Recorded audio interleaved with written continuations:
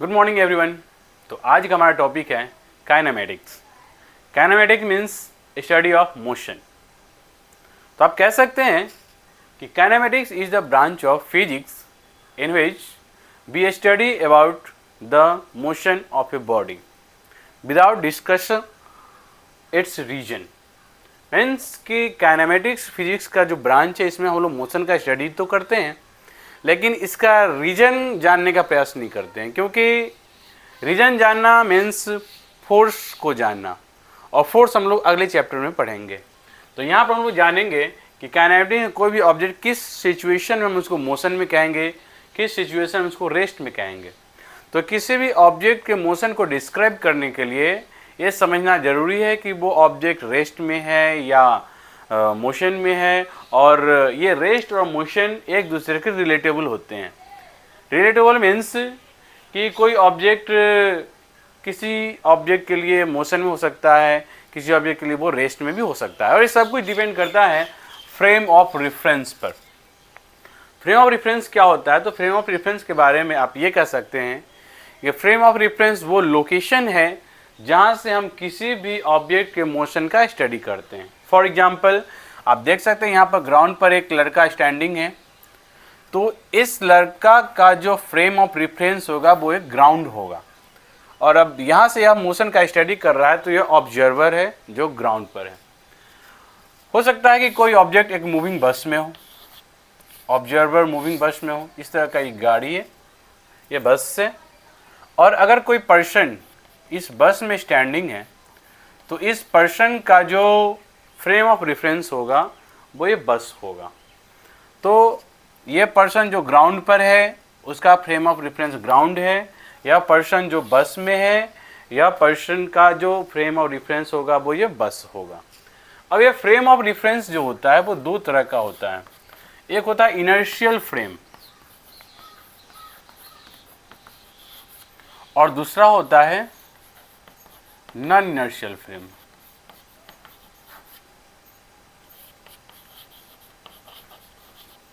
Inertial frame और non inertial frame मतलब कि ऑब्जर्वर का फ्रेम ऑफ रेफरेंस जो होता है वो दो तरह के हो सकते हैं, वो इनर्शियल हो सकता है, वो नॉन इनर्शियल भी हो सकता है।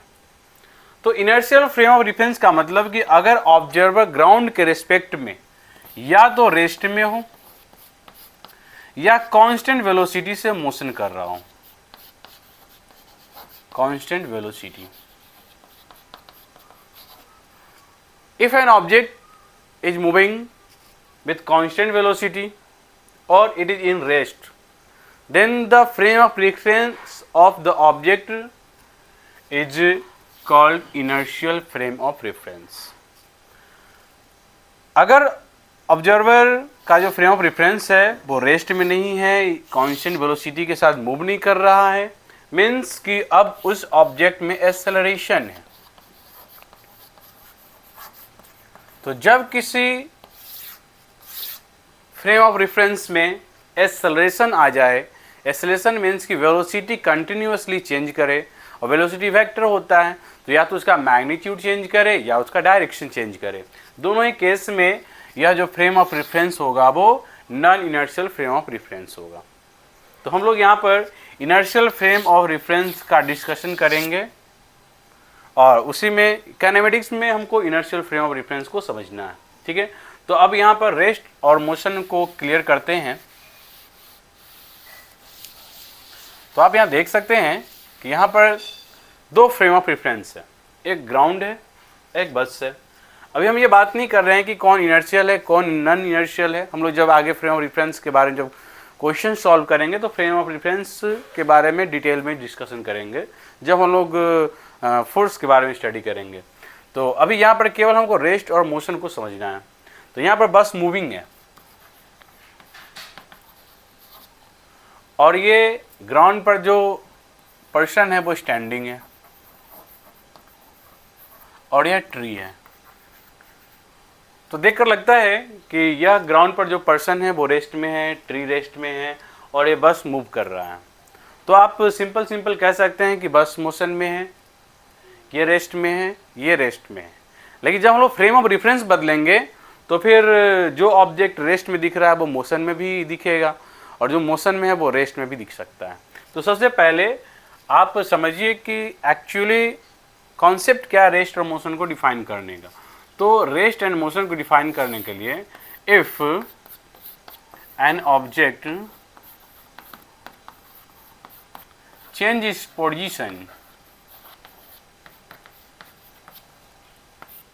position with time,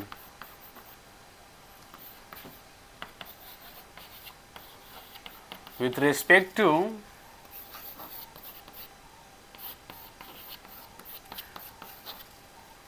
a frame of reference,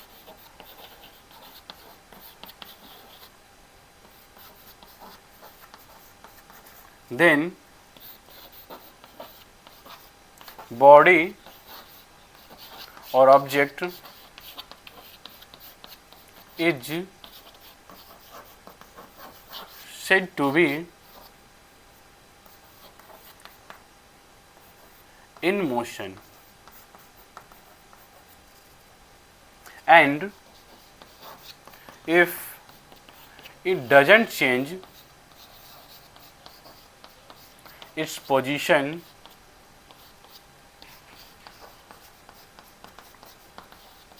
with time, then object is said to be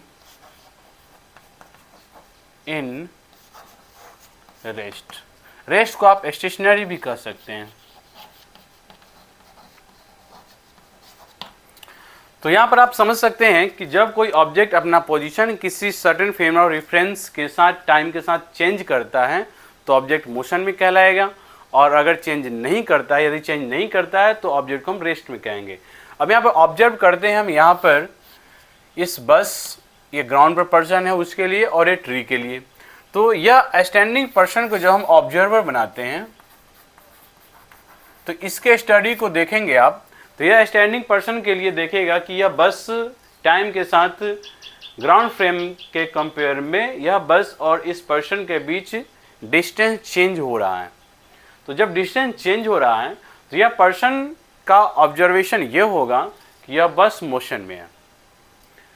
but जब यह पर्सन इस ट्री को देखेगा तो ये देखेगा कि समय के साथ इनके बीच, इनके पोजीशन में कोई चेंजेस नहीं आ रहे हैं। तो इस पर्सन के लिए ये ट्री रेस्ट में होगा और ये बस मोशन में होगा। पर जब ऑब्जर्वर बस में है, बस फ्रेम से देखेंगे हम लोग, तो बस का फ्रेम ऑफ रेफरेंस ये ऑब्जर्व करेगा कि यह पर्सन और बस के बीच का distance time to time short हो रहा है, मतलब इसमें चेंजेज आ रहे हैं। तो इस पर्सन के लिए, इस बस वाले पर्सन के लिए जो ग्राउंड पर है वो उसके लिए मोशन में होगा। कोई भी ऑब्जेक्ट अपने खुद के मोशन को डिफाइन नहीं करता है, क्योंकि वो खुद अपने आप में एक ऑब्जर्वर है और वो सामने वाले के मोशन को देखता है। तो प्रैक्टिकली हम ये जानते हैं कि बस मोशन में है, पर्सन ग्राउंड पर है तो रेस्ट में होगा।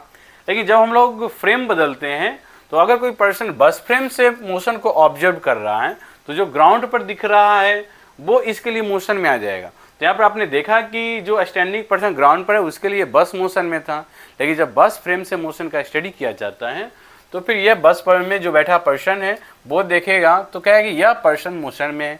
जब यह ट्री की ओर देखेगा तो ट्री भी उसके लिए मोशन में होगा। प्रैक्टिकली ट्री मोशन में है नहीं, बट जब बस फ्रेम से हम लोग मोशन को ऑब्जर्व करेंगे तो यहाँ पर यह ट्री जो है वो मोशन में दिखेगा। ठीक है, तो यह मोशन का जो कॉन्सेप्ट है वो फ्रेम ऑफ रेफरेंस के बदलने से बदल जाता है।